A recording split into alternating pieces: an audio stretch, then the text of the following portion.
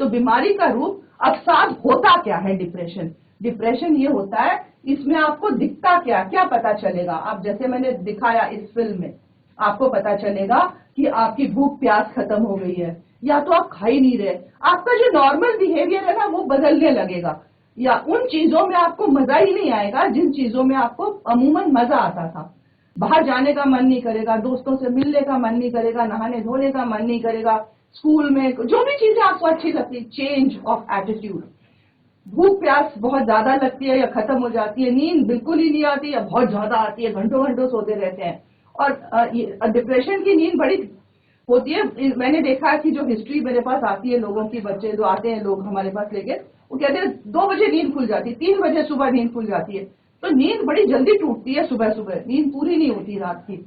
संकेत है कि कुछ गड़बड़ चल रही है अंदर, और आपको मदद की जरूरत है या बच्चों को मदद की जरूरत है।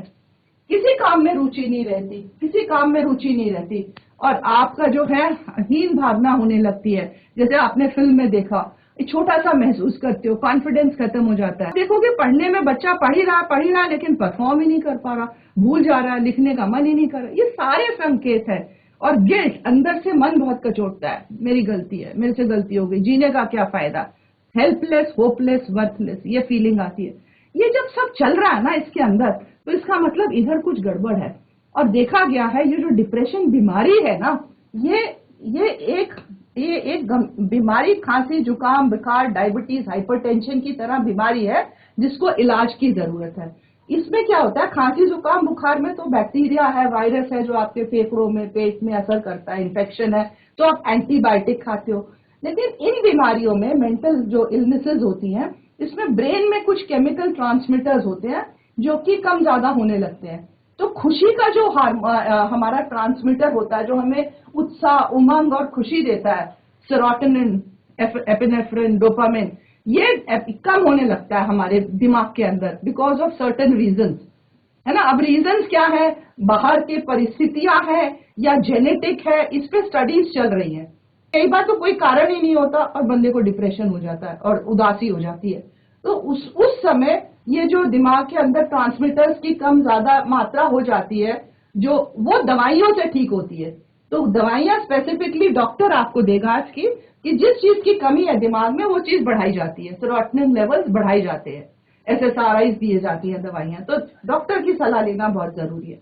दवाई कई बार क्या होता है, अगर माइल्ड या मॉडरेट इस तरह की लक्षण हो जो मैंने आपको बताया या जो आपने फिल्म में देखा, कम हो, तो कई बार डॉक्टर कहता है दवाई की जरूरत नहीं है, काउंसलिंग। दूसरी चीज होती है साइकोथेरेपी, काउंसलिंग, साइंटिफिक तरह से आपको ये बताना कि आप अपने सोचने के तरीके पे कैसे काम करो ताकि जो नेगेटिव थिंकिंग है वो पॉजिटिव थिंकिंग में बदल जाए, या जो आपकी इरैशनल थिंकिंग है। कई बार क्या होता है कि हम छोटी सी बात को बहुत बड़ा बना देते हैं, सोच सोच के ओवर थिंकिंग करते हैं। ये सारी चीजें ना दिमाग में गड़बड़ पैदा करती है। तो वो जो सोचने की बात या व्यवहार में अपने बदलाव लाने की बात, ये चीज साइकोथेरेपी से साइकोलॉजिस्ट या साइकियाट्रिस्ट डॉक्टर ठीक करता है, और दवाइयां आपको साइकियाट्रिस्ट डॉक्टर देता है।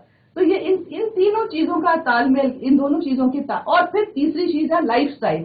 वो डॉक्टर आपको समझा, लाइफस्टाइल चेंजेस। तो ये डिप्रेशन तो अब लाइफस्टाइल डिजीज बन ही गया। लाइफस्टाइल डिजीज क्या होता है, जैसे डायबिटीज है, हाइपरटेंशन है, थिंग्स, हेडेक, माइग्रेन, ये लाइफस्टाइल डिजीजेस मानी जाती हैं। क्यों? ये इसलिए लाइफस्टाइल डिजीजेस मानी जाती हैं क्योंकि देखा गया है कि ये जो है, तो ये लाइफस्टाइल डिजीजेस इसलिए मानी गई है कि कुछ बदलाव लाके हमें अपने जीवन में, जैसे कि हम आधा घंटा एक्सरसाइज करनी है, अच्छी खुराक खानी है, जंक फूड नहीं खाना है। मतलब कभी कभी आप बाहर जाके खा लो, पिज्जा बर्गर मैगी वैगी कभी कभी खा लो हफ्ते में, लेकिन रोज इस चीज में ना पड़ो। घर की फ्रेश वेजिटेबल्स, दाल सब्जी, बैलेंस डाइट, रात की पूरी नींद 6-7 घंटे की, ये जो है अवसाद का बहुत बड़ा कारण ये है आजकल, ये जो मोबाइल फोन है। ये देखा गया है कि घंटों घंटों हम इसमें व्यस्त रहते हैं। हमारी नजर तो खराब हो ही रही है, लेकिन इससे जो हमें असर दिमाग पे पड़ रहा है, और जिस झूठी दुनिया में हम जी रहे हैं इसको देख के, या सोशल मीडिया में या ईमेल्स में अपने ग्रसित रहते हैं, जो लोग ज्यादा रहते हैं इन चीजों में, उनको अवसाद की होने की चांसेस ज्यादा होती है। ये तो साइंटिफिक स्टडी हो चुकी है, क्योंकि सीधा असर दिमाग के सोच पे पड़ता है और हमारे न्यूरो केमिकल ट्रांसमीटर्स पे पड़ता है, कम ज्यादा हो जाते हैं और इसलिए मेंटल इलनेस बढ़ जाती है।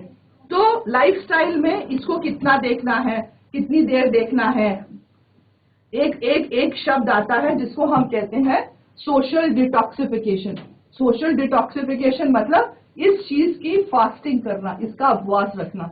हफ्ते में एक दिन नहीं देखा या एक दिन में 2 घंटे नहीं देखा, इस तरह से अपने दिमाग को शांति देना और इससे दूर रहना, इसको डिटॉक्सिफिकेशन कहते हैं। तो आप देखो कि ये लाइफस्टाइल चेंजेस लाके ना, जैसे कि मैंने बोला एक्सरसाइज, अच्छे दोस्तों में रहना, रात को पूरे 6-7 घंटे सोना, हेल्दी फूड खाना, बैलेंस डाइट, दाल चावल रोटी, सब्जी, फ्रेश फ्रूट्स और माइक्रो न्यूट्रिएंट्स फ्रूट्स में होते हैं, विटामिन की पूरी मात्रा लेना और जंक फूड से बचना, सोशल डिटॉक्सिफिकेशन करना, इस मीडिया से थोड़ा दूर रहना और तनाव मुक्त रहने की कोशिश करना, योगा, मेडिटेशन, प्रेयर, स्पिरिचुअलिटी से जुड़ना, ताकि मन शांत रहे। जितना हलचल आपके आसपास होती रहे, लेकिन उस हलचल में भी आप अपने मन को शांत रखना सीख लेंगे तो आपको कभी अवसाद जैसी चीज होगी नहीं। तो ये लाइफस्टाइल, और अगर प्रॉब्लम है तो डॉक्टर की सलाह लेना, काउंसलिंग और दवाई लेना, और हर हाल में एक बात पे फोकस करना कि चाहे कुछ हो जाए, मेरा मानसिक स्वास्थ्य ठीक रहना चाहिए। अगर मैं खुश हूं, तो मेरा फोकस, मेरा कंसंट्रेशन, मेरी मेमोरी, मेरी समझ, मेरा जजमेंट, फैसले लेने की शक्ति, दुनिया को समझने की शक्ति, गुस्सा नहीं आएगा, मन शांत रहेगा और जब ये सब होगा तो नेचुरली अगर आप खुश हैं तो आपका परिवार आपको देख के खुश होगा, तो परिवार में मेल जोल बढ़ेगा आपका, क्योंकि मन शांत है ना। और अगर नहीं है तो आपने पहचान लिया लक्षण और आपने इलाज लेके अपने आप को शांत किया, वो सब करके फिर आप उस अवस्था से खुश होके, एक खुश घर माहौल से जब आप काम करने जाओगे तो दैट वर्क, आपका काम, आपका स्कूल हो या पढ़ाई हो या आप टीचर्स हो, तो आप देखोगे आपके काम में भी मन लगेगा, आपके रिश्ते अच्छे बनेंगे, आपके बॉस और एम्प्लॉय में रिलेशनशिप, स्टूडेंट टीचर में रिलेशनशिप अच्छा बनेगा। तो इसलिए आज मैंने आपको कुछ चीजें बताई, बहुत ही बेसिक चीजें बताई, ये पहचानने के लिए कि स्ट्रेस मैं ले चुकी हूँ। स्ट्रेस अगर हो और एंजाइटी हो, मैं फिर रिपीट करती हूँ, स्ट्रेस, तनाव, हम तब तनाव होते हैं जब हमारी समस्याएं हमें इतनी बड़ी लगती हैं कि हम उनके सामने बौने पड़ जाते हैं और हम तनावग्रस्त हो जाते हैं। तो वो मैंने पिछले लेक्चर्स में लिया है कि समस्याओं के बारे में नहीं सोचना है, हल के बारे में सोचना है, पॉजिटिव रहना है, नेगेटिव से पॉजिटिव थिंकिंग लानी है। इसके बारे में मैं एक लेक्चर में चर्चा करूंगी, आपको बताऊंगी कि नेगेटिव थिंकिंग से पॉजिटिव थिंकिंग की तरफ कैसे जाया जा सकता है। बहुत सरल है, मोटे तौर पे मैं आपको बता दूं कि नेगेटिव थिंकिंग मतलब एक सोच है कि हर चीज, जैसे ब्लैक डॉग है तो हर चीज उसको उस नजरिए से काला और धुंधला ही दिख रहा है, वो हावी हो गया उस पर, उसको सब चीज उल्टी दिख रही है। हमारे चश्मे का रंग ही काला है तो हमें सब काला ही दिखेगा। तो वो हमें अपने आप से बात करके कि नहीं, अगर किसी ने मेरा फोन नहीं उठाया, अरे उसने मेरा फोन नहीं उठाया, वो मेरे से बात नहीं करा, बहुत रूड है, नहीं, ये भी तो हो सकता है कि उसके पास अभी फोन पड़ा ही ना हो, कहीं गया हुआ हो। तो पॉजिटिव की तरफ लेके जाना अपने आप को बहुत जरूरी है, और इसके लिए ये भी जरूरी है कि ग्रैटिट्यूड आप अपने अंदर रखें। ग्रैटिट्यूड मतलब जो चीज नहीं है उसके बारे में तो हम हमेशा जीवन भर ही चर्चा करते हैं और कोशिश करते हैं उसको लेने की, और उस चीज को मुझे चाहिए, उस चीज की तरफ हम अग्रसर रहते हैं, लेकिन हमारा ध्यान कभी नहीं जाता उन चीजों पे जो हमें भगवान ने दी है या जो मेरे पास है, कुदरती है या मैंने अचीव करी है। अगर मैं कल क्लास में फर्स्ट आया हूँ और आज मैं सेकंड आ गया तो मैं दुखी हो जाता हूँ, कई बार मैं सेकंड आ गया। आप ये नहीं सोचते कल फर्स्ट तो आया था, फिर फर्स्ट आ जाऊंगा और थोड़ी मेहनत करूंगा। और फर्स्ट सेकंड आना क्या पढ़ाई का मकसद तो नहीं होता। पढ़ाई का मकसद ये होता है कि मैं अपने आप की, अपनी पर्सनालिटी बढ़ाऊं, अपनी सोच को पॉजिटिव रखूं, नई चीजें सीखूं, क्रिएटिव रहूं और जीवन में आगे बढ़ूं। रैंक्स और मार्क्स के ऊपर तो जीवन निर्भर नहीं होता है। इस बारे में मैं कल चर्चा करूंगी, एग्जाम स्ट्रेस के बारे में। मैं ये कहना चाहती हूँ आपको कि ये चीजें देखते हुए हम आगे बढ़ेंगे तो हम हमेशा खुश रहेंगे। और खुश रहना ही, से नो टू स्ट्रेस बोलने की जरूरत ही नहीं है, हम बोलेंगे लेट्स बी हैप्पी। तो हैप्पी रहने के लिए आप हर वो चीज करो जो कि एक एक दायरे में रह के। अब हर चीज वो करो का मतलब ये थोड़ी है कि बच्चे कहे कि नहीं, या कोई बड़ा कहे कि मुझे दारू पीनी है या मुझे सिगरेट पीनी है तो उससे मैं खुश रहूंगा। नहीं नहीं नहीं, उसके ऊपर अपनी बुद्धि का इस्तेमाल करो। रैशनली जो चीजें सही होती है और जो चीजें खुशी दे, अगर आपको क्रिएटिव होना है, पिक्चर देखने कभी जाना है, या आपको कहीं गेम खेलने जाना है, या किसी दोस्त से मिलने जाना है, या बात करना है, तो वो करिए काम अपने माँ बाप से, अपने अपने घर में वातावरण सही रख के वो सब काम करिए जो आपके मन को शांति देता है। और इसके लिए मन को शांति देने के लिए स्पिरिचुअलिटी, योगा, मेडिटेशन भी मैं आपको सिखाऊंगी। बहुत बहुत सरल है, मैं इधर ही बता देती हूँ। अभी टाइम कितना हो गया? अभी टाइम है हमारे पास। मेडिटेशन बहुत जरूरी है। देखिए होता क्या है कि मन में अंदर हमारे विचार जो चल रहे हैं ना, ये एक सुनामी की तरह है, चले जा रहे हैं। क्योंकि जीवित है तो दिमाग तो सोचेगा ही ना।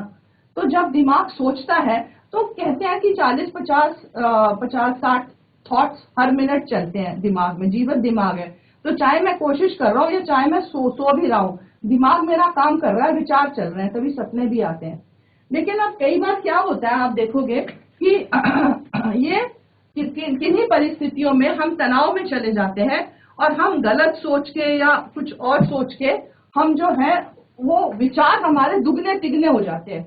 तो आप देखोगे हेडेक होने लगेगा। प्रेशर में जैसे कुकर में स्टीम बढ़ जाए, वैसे दिमाग के अंदर जब विचारों की मात्रा बढ़ जाती है, हम बहुत ज्यादा ओवर थिंकिंग करते हैं, रूमिनेट करते हैं, इरेशनल थिंकिंग करते रहते हैं, नेगेटिव थिंकिंग बहुत करते हैं, तो इधर बहुत ज्यादा प्रेशर बढ़ता है। हेडेक्स, माइग्रेन इसीलिए होते हैं।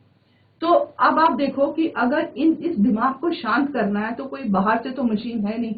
वो दिमाग को शांत करने का एक बहुत इंपॉर्टेंट तरीका होता है कि वापस मैं ऐसी चीज पे आऊं जो मुझे धरा पे, जमीन पे ले आए। वो क्या चीज होती है? तो वो ये साइंटिफिकली देखी गई है, वो है मेरी सांस, मेरी ब्रीदिंग। जो मैं सांस अंदर लेती हूँ और जो सांस छोड़ती हूँ, क्योंकि ये चीज मेरे को जीवित रख रही है और ये अपने आप इनवॉलेंटरी हो रही है। तो अगर मैं अब किसी समय बहुत परेशान हूँ या टेंशन में हूँ और मुझे समझ नहीं आ रहा, क्लाउडिंग हो गई है दिमाग में, इतने विचार चल रहे हैं, तो अगर आप उस समय थोड़ा सा अपने आप को कंट्रोल करके अपने सांस पे लौट आए, 6 गिनते गिनते सांस अंदर लें, दिमाग में गिने, ऐसे करके सांस अंदर ले, पेट को बाहर फुला के 6 गिनते गिनते उसे रोके और ध्यान अपने सांस पे रखें, विजुलाइज करें सांस आपके अंदर गया है, और 6 गिनते गिनते उसे छोड़े, या 5 गिनते गिनते उसे धीरे धीरे करके छोड़े, और इसको फिर ले अंदर और फिर अपनी ब्रीदिंग पे फोकस करेंगे। मन ऑटोमेटिकली शांत हो जाएगा, क्योंकि मन की जो तार जुड़ी हुई है वो अपनी हमारी ब्रीदिंग से जुड़ी हुई है। आप देखो जब गुस्सा आता है तो ब्रीदिंग बहुत तेज हो जाती है, जब एंजाइटी होती है तो ब्रीदिंग बहुत तेज हो जाती है, या जब रोना दुख होता है तो लंबी लंबी सांसें लेते हैं, ब्रीदिंग कम हो जाती है। तो मेरी जो मन की परिस्थिति है वो सांसों से जुड़ी हुई है। इन सांसों को रेगुलेट कर लेंगे, हम इनको नियंत्रण में ले आएंगे तो मन शांत हो जाएगा। और साथ साथ बहुत सारे अपने, जैसे मैंने तनाव के लिए बताया कि मेडिटेशन, योगा, जो भी आप वीडियोस हैं उनको देखिए, करिए। आप सुबह उठते समय हमें जो है अपने आप को शांत रखना बहुत जरूरी है, क्योंकि रात भर की जो परिस्थिति है वो दिमाग में चली हुई है। सुबह उठते ही ये पूरी कोशिश करनी है कि मुझे पॉजिटिव रहना है। तो उठिए, अपना एक नियम बनाइए। और मेरी जो मैं करती हूँ वो ये हूँ, क्योंकि दिमाग जाता है नेगेटिव या आगे की तरफ जाता है कि आज ये है, एंजाइटी भी हो सकती है या डिप्रेशन, फियर भी हो सकता है, डर भी लगता है। तो मन को सुबह सुबह शांत करने के लिए बच्चों, अगर आप 5 से 10 मिनट तक, 2 मिनट तक तो आप उठते ही पहले भगवान से जुड़ो, जिस भी भगवान को आप मानते हो, और उससे को उसकी तस्वीर देखो अपने मन में और कहो भगवान मेरे साथ रहना। तो स्पिरिचुअलिटी बहुत जरूरी है हमारी लाइफ में कि भगवान आप मेरे साथ हो, मेरा तो कभी कोई बुरा कर ही नहीं सकता, मेरे भगवान मेरे साथ है। 2 मिनट भगवान से बात करो, और फिर जो अपना ब्रश करना है, नहाना धोना, उस समय आप अपने दिमाग में वो बातें बोलो जो आपके पास हैं और थैंक यू बोलो। बोलो थैंक यू भगवान, अपने मन में बोलो थैंक यू मेरे को पानी मिला है, मैं नहा पा रहा हूँ, थैंक यू मेरी छत है, मेरा घर सुरक्षित है, थैंक यू मेरे माँ बाप हैं, सब जीवित हैं, सुरक्षित हैं। तो ग्रैटिट्यूड बहुत जरूरी है। जोशीमठ के बच्चे आज मेरे साथ हैं, स्कूल में जरूर है, यहाँ बच्चे बैठे हुए, वहाँ पे बड़ी गंभीर परिस्थितियां हैं। तो ये मैं आप उन बच्चों को ये संकेत देना, ये बताना चाहूंगी कि परिस्थितियां जीवन में आती रहेंगी, इनको चुनौतियां हैं, ये चुनौतियां हैं हमारे जीवन में, ये प्रॉब्लम्स हैं। और किसी ने हमें ये नहीं बताया या किसी के आपके जीवन में प्रॉब्लम्स नहीं आएंगी। लाइफ, मैंने कहीं पढ़ा था और मुझे बहुत अच्छा लगा ये पढ़ के कि लाइफ एक अपहिल जर्नी है, लाइफ ऊपर चढ़ने का नाम है, स्ट्रगल है। मतलब इजी नहीं है कि आप उतर रहे हो और आसानी से, लाइफ आसान नहीं है, लाइफ में चुनौतियां आती रहेंगी, इसी का नाम जीवन है।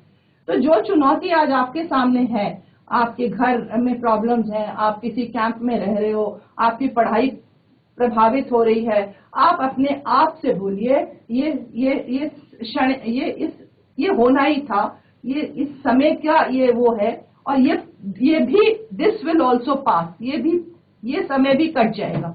रात के बाद अंधेरे के बाद सूरज जरूर उगता है। तो ये अपने मन को समझाने की बात है। अगर मन कहे अरे मेरे साथ ऐसे क्यों हुआ, मेरे घर को ऐसे क्यों हुआ, तो आपने अपने आप को सेल्फ टॉक से जवाब देने हैं, उचित जवाब देने हैं कि हो सकता है कि कोई परिस्थिति या कोई कर्मा है या कुछ भी है, ये परिस्थिति मेरे सामने आई है और मैं इतना सक्षम हूँ और भगवान मेरे साथ है कि मैं इसको पार करूंगा और कर सकता हूँ, करूंगा, कर रहा हूँ और कर सकता हूँ।